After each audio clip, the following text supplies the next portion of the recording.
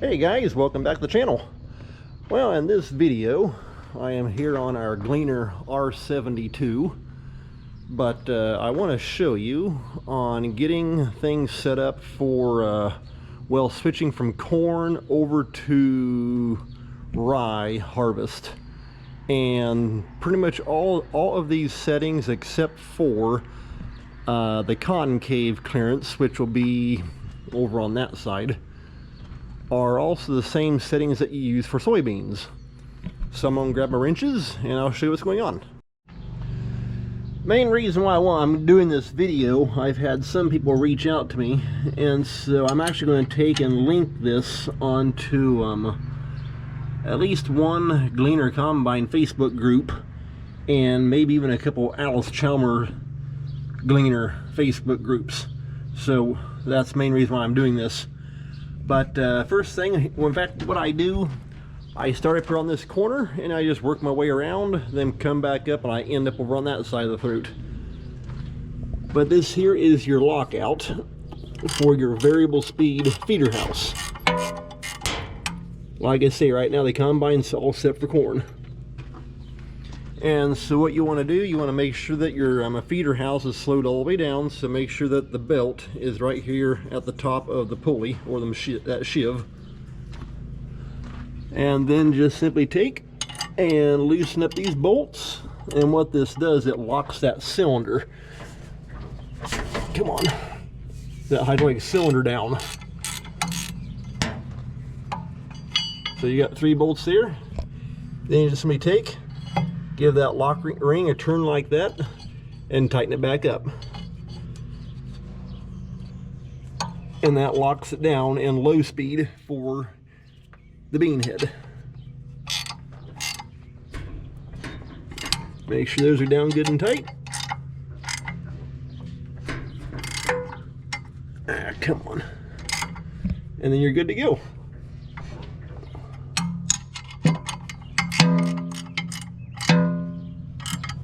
And you got 3 bolts on here.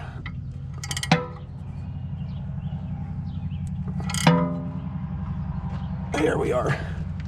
Okay, we'll move on back here to the chopper. Next thing here on the chopper is you got your 2-speed, your low speed for corn and high speed for soybeans, rye, wheat, that kind of thing. And so right up, let's see here. Right up here is a little spot you can put a pry bar into, a little tube hole, and loosen up the tensioner, and that'll allow you to put the belt up here onto this big pulley from the small one. When you put it onto this big pulley, you'll take it off of this one. Now I need both hands. I may have to try and mount the camera somewhere that way you can see. Okay, I got my pry bar up there in that belt tensioner. Let me see if I can sit you right there. Okay, there's the belt. I just took the belt loose. Let me get the camera up there at that pulley. You're going to want to take it, like I said, it comes off of that idler right there. Now we'll bend back down, and it's going to go on to the big pulley right here. And when you put it on this big pulley, it comes off that idler. It does not run on that idler. Okay, now we're ready to just take and let the pry bar go back, and that tighten him up. Okay, the chopper is now in high speed. I'll see if I can take and mount you up here to show you how to take and put the knives into the chopper. You're going to take a 9/16 wrench, and these here are your 2 sliders. You loosen them up, and then you can put a pry bar in there and slide, and they'll shove the knives up into the chopper. Now you just take your pry bar, put it up in here, hook underneath the end of that little bolt right there, and you can pry from either side, it don't matter. And that shoves in, just like that. Pretty simple. Push them up, take your wrench, tighten them back down, just like that. Okay, that's got one side. Now we'll go over here, tighten up that one. Would help if I tighten it the right way, actually tighten it and not loosen it.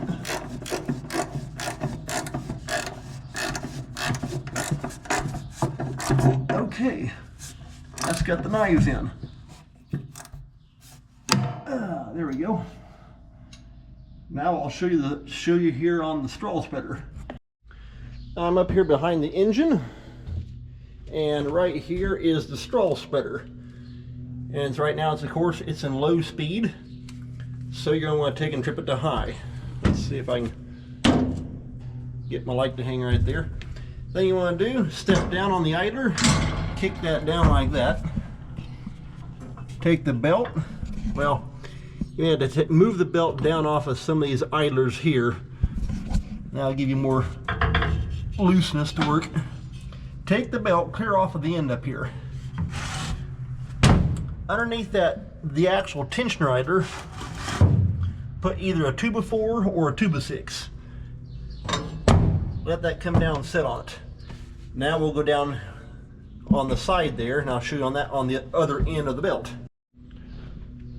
We're here on the side, and up there is that end where I just showed you on the tensioner. Down here you got this pulley, put it up on the big one, just like that. If I remember, I think I actually did a video, but last year I had a friend of mine make up a bigger spreader pan, and you can see it's a big one. It takes up the entire width or length part of the actual paddle. Originally it came right here to that square hole, but I took the old one off, and he made up a full diameter. I think this thing's actually 3 feet, if I remember right, so that it comes clear out here to the end, and that really seemed to help with spreading, especially with soybeans and that kind of stuff. And because if you think about it, when you have a pan that's going to be back here, you get a lot of stuff just dropping through right through the paddles as they're going around. Whereas this way, this pan now catches everything and throws it. So that worked out pretty good. Okay, we're going to jump back up here, kick that back down again, take your 2x6 out, and now you're going to take and put the belt on the small pulley, because down there's your drive, up here's your driven. And when you have big drive and small driven, that kicks it to high speed. Okay, now you have a double idler right here. You're going to move the belt from the inside to the outside one, and then let up with your foot, and that should tighten it right down just like that. Okay, the straw spreader is now in high gear, and I'm going to show you here on the rotor gearbox. Now we're here on the right hand side. Going to open up your panel. Got enough cobwebs. Yuck. And gotta get my light back turned on here. There we go. Right here, you got your high and low speed for your rotor. Right now we're on low. Hang that right there, and oh, I need both hands. Let me see if I can set you somewhere. You'll take this gear shift and you'll push in for high speed. Pull out for low speed. And sometimes when you have to shove it in, you gotta take and rock that gearbox. And sometimes you actually want to take and grab either the belt or the bottom shiv and roll it. There we go. Now we're up on the right hand corner. The next thing you want to do is take and change this another belt setting. And some people take this off. I've actually gotten to the point where I leave that thing on.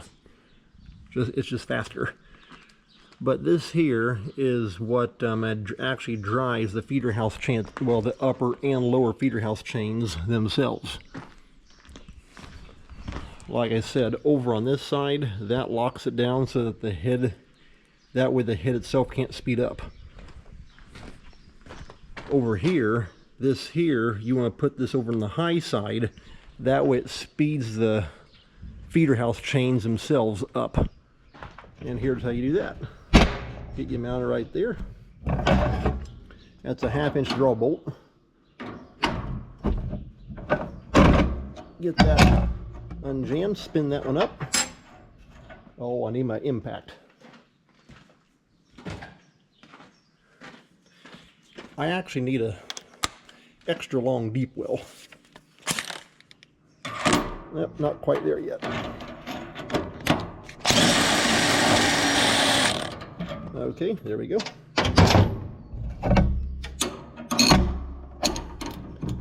Get you a gear wrench. May take a little while. Once you get that spun up there far enough, then you can take and run on out with the impact.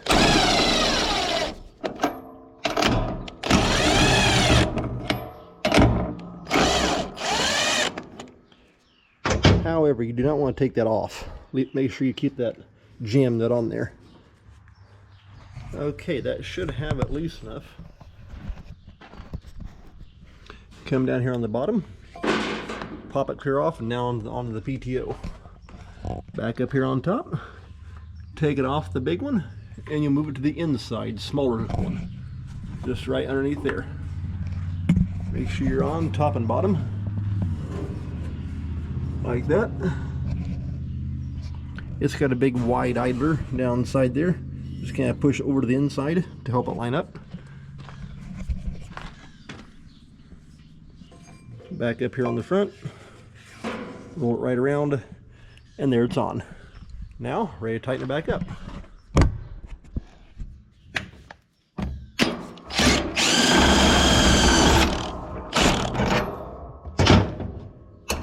Like I said, I need a extra long deep well. Okay, I'm going to tighten him back down.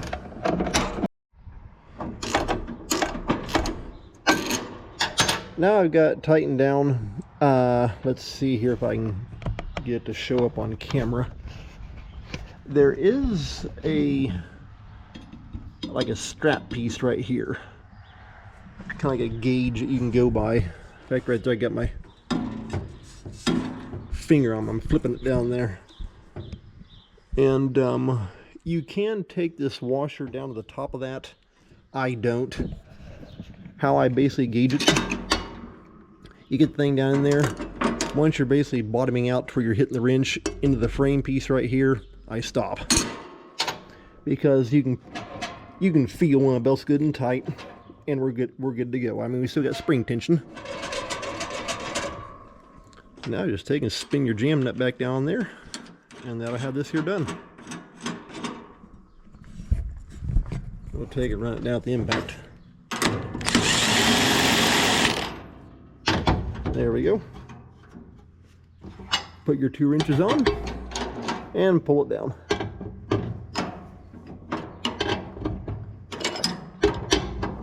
There we go. Just like that. Now, one thing I did forget. I'm going to have to take this panel off anyway. Like I say, for simply changing the belt setting, leave the panel on. However, I've got to switch this block, and I'll show you what that does once I get this panel here taken off. I pulled the panel actually off of both sides, both left and right, because it's the same thing.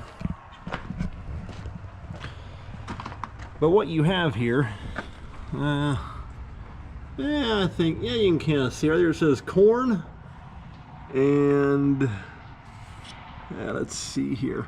Right there it says grain front. You want to take and trip that and put this side front, or toward the front, and this side here, that wording up. And what that does for corn, it actually holds your feeder house up just a little bit higher off the floor. Now, I never used to take and switch to that. I always used to run that in grain. However, carrying that up a little bit does help keep from wanting to crack the corn and chip it. Now, on the course of Gleaner, you got two feeder house chains. You got the lower one here in the throat that runs back here to the pivot. You have an upper one that goes from this pivot point up into the rotor, back that way. Now, on the upper feeder house chain, it's got the same thing. It's got a drum on the front end of it, a tensioner drum.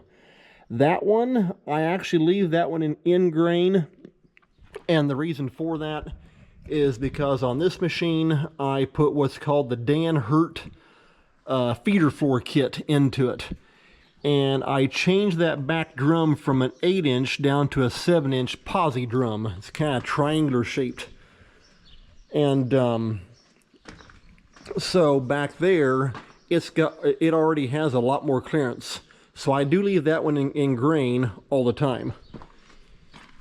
So you got to have looks like at least a 9/16, I think, or a 5/8, one of the two. 5/8. Loosen up these shock absorbers. I guess it'd be a whole lot faster if I went and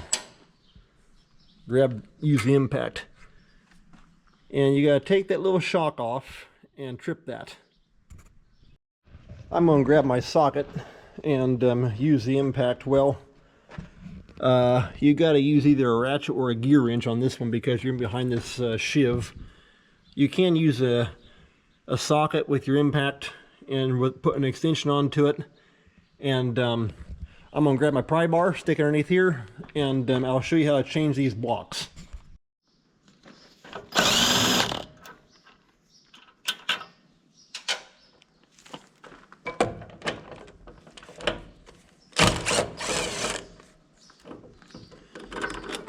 Alright, that's got those out of there. Now you just take the little shock off. Now this is kind of a pain, but the purpose of this shock is it keeps your, well actually there's shocks on both the front and back or upper feeder house, each drum. And what it does is it keeps it from sitting there bouncing. And so now I've got to grab a deep well socket. You got to loosen up that big draw bolt. Got a big ratchet, just loosen that up like that.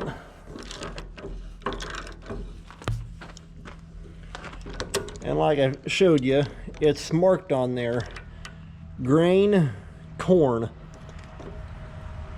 And I think I already made mention, but I get that spun out there, I can show you again here.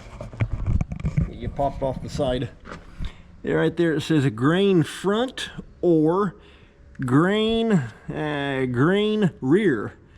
And what that's for is if you're changing the blocks back there, because see, it used the same block on both the lower and upper feeder house chain.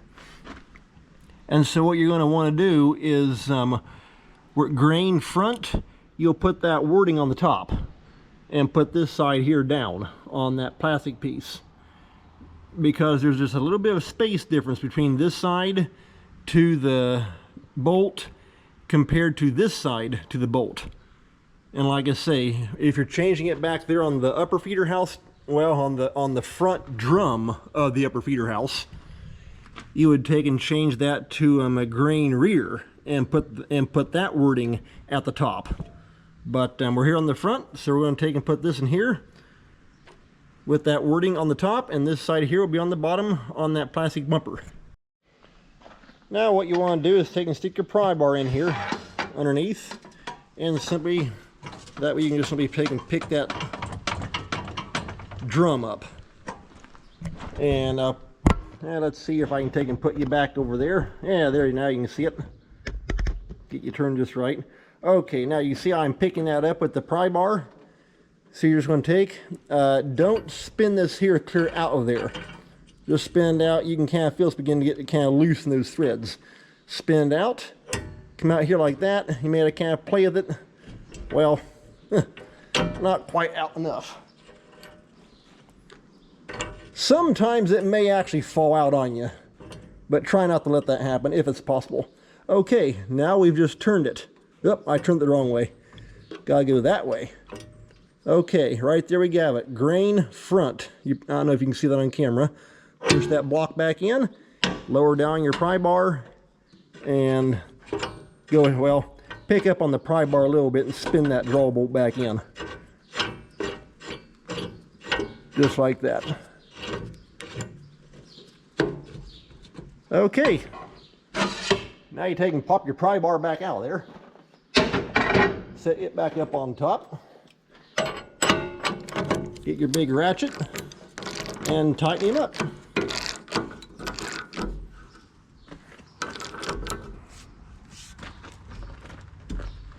There we go. Down good and tight.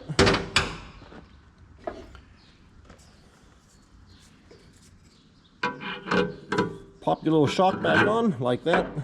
A little flat washer and lock nut goes right there. Bolt goes on the other end. Medicap, push that shock in. In fact, I do remember, let's see here, this would have been, of course I've showed you, we have an R72, it's a 1993, but before we bought this R72 here in 2018, we had another R52, it was a 1996, and that one, let me get you taken off the side here, that one had shocks added to it, and I remember, it would have been up there where this block piece is. It's in, it's kind of in behind this big pulley. But I remember seeing where at that time they did not put the shock on the thing, and it had started bouncing and actually broke the frame out. And somebody had went in there with big thick metal to rebuild all that back up. That was before we bought it. But that's why with these shocks, it doesn't allow this piece, it doesn't allow the thing to flop. It gives it some resistance.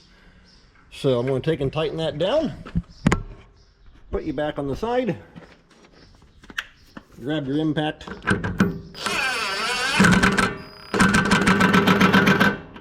Just don't hammer down on it so hard that you end up breaking something. Spin your little bottom bolt in. And there you got it. Okay, that's how you do the left side. I mean the right hand side. The left side over here is the exact same thing, other than you got to use either a ratchet or a gear wrench to do that bottom one. And oh, I may get a little bit of video, but it's all the same thing. Before I change the left side, I figured I'd show you right quick. Okay, right there, I've got my hand up against the outside wall. I can go clear up to there and hit that feeder house slat right there at the wrist. Over here, oh, it kind of changes. These slats are staggered.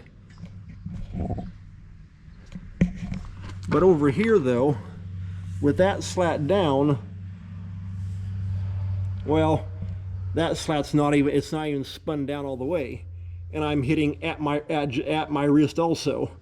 And like I say, if I could spin the thing on around, I could show you.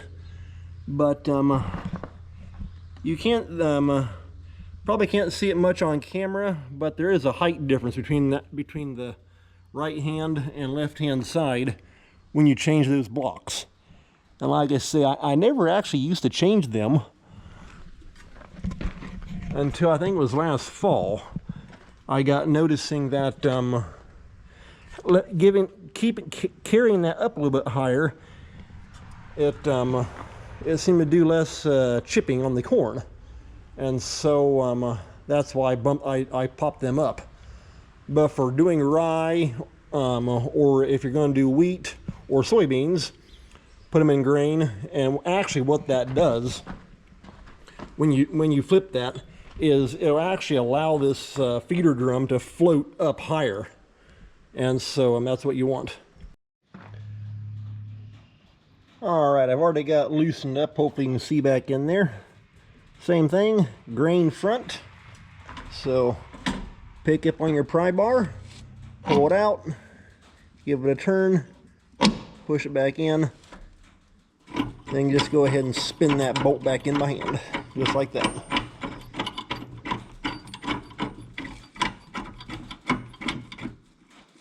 Okay, that's got that down.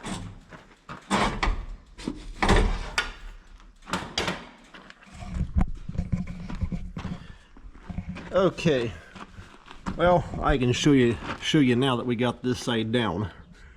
Okay, my hand's back up against the outside, and there.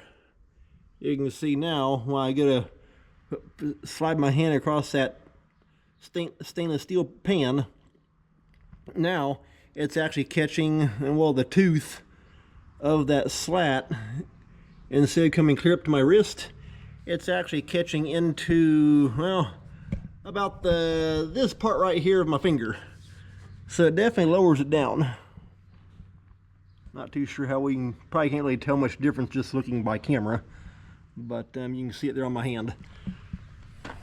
All right, I'm going to take and tighten this back up. I don't have it. Well, I just got the side panels here put on, both left and right side. So that's got them covered back up. And of course right there's that piece I just showed you changing. But yeah, that's the basics on setting between corn and soybeans, or in this case rye, which rye and soybeans are pretty much the same thing. Wheat will be too. I will show you something, I guess, right quick up here in the hopper. It's got like little flaps that you put down over to kind of restrict the flow of grain coming into the auger. And now maybe I'll show you on getting those set. Alrighty, we're up here in the hopper, and you got your unload auger here. It goes out, and these are the flat pieces. I just happened to notice something.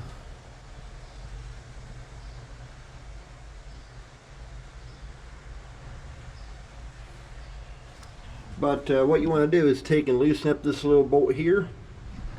Same thing on that little strap piece, and it'll allow this here to go down. And for small grain, you want to do that. That way it doesn't go in and actually plug the auger up. Okay, I just loosened up them two little carriage bolts. So let's see. Ah, there we go.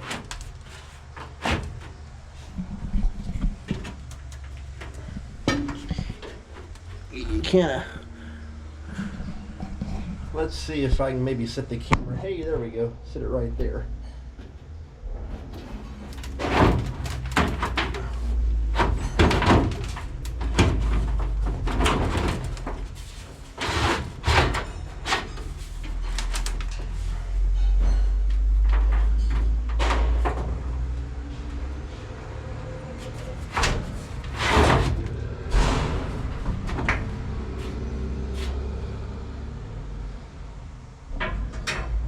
And sometimes you kind of want to get hung just a little bit.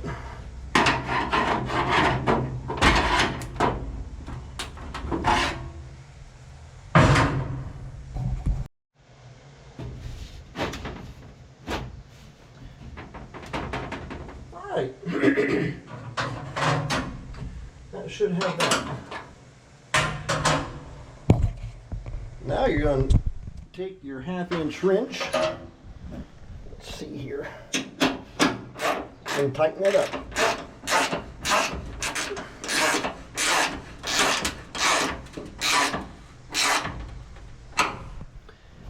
But yeah, now you can see we got that cut down so that it keeps it restricted. Now I just gotta take and jump over here on this one, tighten this one up.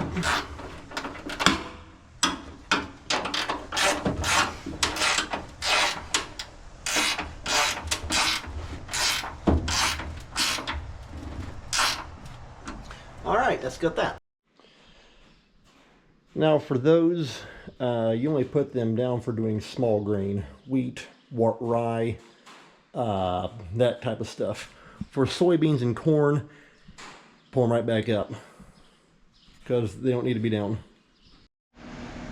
All right, guys, I'm going to call this an end of the video. So, like I say, I'm going to take this and actually link it to some Gleaner Combine and Alice Chalmers groups that I'm on, and that way if any other guys out there have questions and that kind of stuff, because I've had some reach out to me, so I just figured I'd show you what I do. So hey, take care, thanks a lot for watching, we'll see you next time.